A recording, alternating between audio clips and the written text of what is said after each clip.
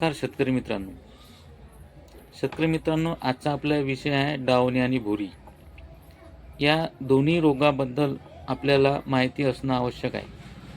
शेतकरी मित्रांनो, ज्या शेतकऱ्यांच्या शेतामध्ये वेलवर्गीय पिकं लावलेले आहेत, उदाहरणार्थ टरबूज असेल, खरबूज असेल, हे दोन्ही पिकं वेलवर्गीय आहेत आणि याच्यासोबत जर कुठलेही वेलवर्गीय पिकं असेल तर निश्चितच त्यावर डावणी आणि भुरी हे दोन्ही रोग येणार. तर त्याचा येण्याचा कालावधी शेतकरी मित्रांनो असा आहे की जवळपास पिकाचा अर्धा कालावधी जर झालेला असेल, टरबूज असेल की खरबूज असेल, जर 3 महिन्याचं पीक असेल तर 1.5 महिन्यानंतर 45 दिवसानंतर हा रोग येणार.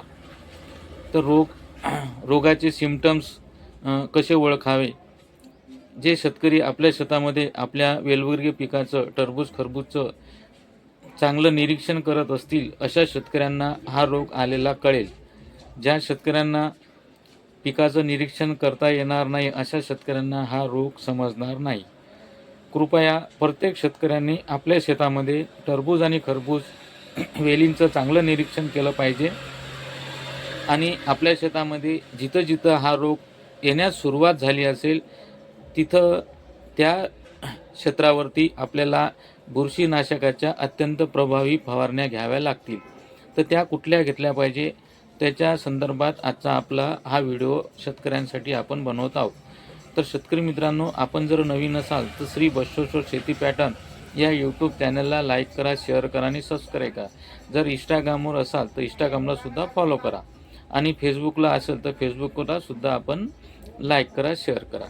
तर शेतकरी मित्रांनो, ज्या शेतकऱ्यांच्या शेतामध्ये डावणी म्हणजे कसा ओळखावा, हा डावणी ओळखण्यासाठी आपण जर निरीक्षण करत असाल तर जे मोठमोठे पानं असतात खरबुजाचे असो की टरबुजाचे, त्याच्यावरती विटकरी कलरचे 1 रुपया आकाराचे एवढे धब्बे तुम्हाला दिसतील.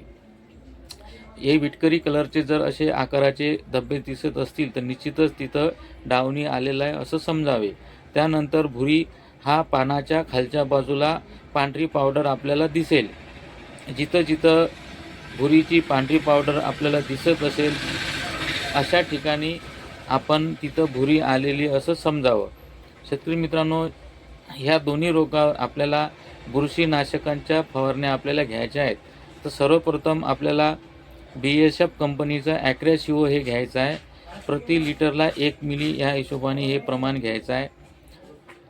त्यानंतर दुसरं बुरशीनाशक आपल्याला BASF कंपनीचं झांप्रो घ्यायचं आहे.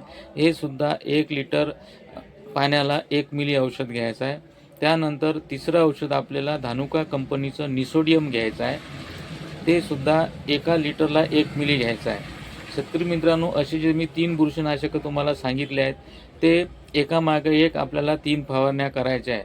जवळपास 7 दिवस 8 दिवसांनी ह्या फवारण्या आपल्याला 8 ते 10 दिवसानंतर ह्या करायच्या आहेत. ज्या शेतकऱ्यांनी ह्या फवारण्या घेतल्या असतील त्या शेतकऱ्यांच्या शेतामधील डावणी आणि भुरी हे दोन्ही रोग जागेवरच थांबलेले दिसेल. तर हे जेव्हा फवारण्या घेता, निश्चितच फवारण्या घेताना ही वेळ आपल्याला संध्याकाळची घ्यायची आहे.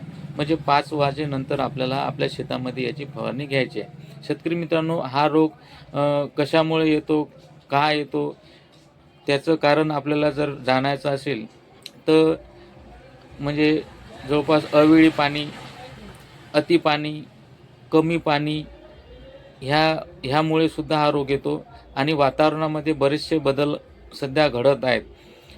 त्याच्यामुळे सुद्धा हा रोगाचा उपद्रव जास्त होतो.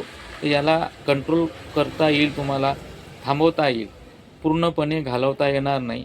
पण कंट्रोल जरी केला तर निश्चितच तुमच्या फळांची चांगली वाढ होईल. फुलाची संख्याही वाढेल आणि फळांची साईजसुद्धा वाढायला लागेल. म्हणजे जे आपण अन्नद्रव्य पिकाला ड्रिपच्या माध्यमातून सोडत आहोत, फर्टिगेशन करत आहोत, अन्नद्रव्य सोडत आहोत, ते घेण्याची क्षमता त्या वेलींची चांगली वाढेल या फवारणीमुळे. आणि हा रोग एका पिकाहून दुसऱ्या पिकाला असे काही 4-5 ठिकाणी आपल्या शेतामध्ये असे तुम्हाला खळेच्या खळे इथं दिसतील आणि तिथं प्लॉट तुम्ही नजर टाकल्यानंतर जिथं जास्त रोग झालेला असेल तिथं तुम्हाला हे खळेच्या खळे दुरून पाहिल्यानंतरच ओळखू येतील. असं समजा की तिथं हा जास्त प्रमाणात रोग आलेला आहे. हे येण्याच्या अगोदरच आपण प्रिकॉशनमधून मी जे 3 बुरशीनाशकं तुम्हाला सांगितले आहेत याची फवारणी एका मागे एक घ्या. निश्चितच तुम्हाला तिथं हा चांगला फायदा होईल शेतकरी मित्रांनो.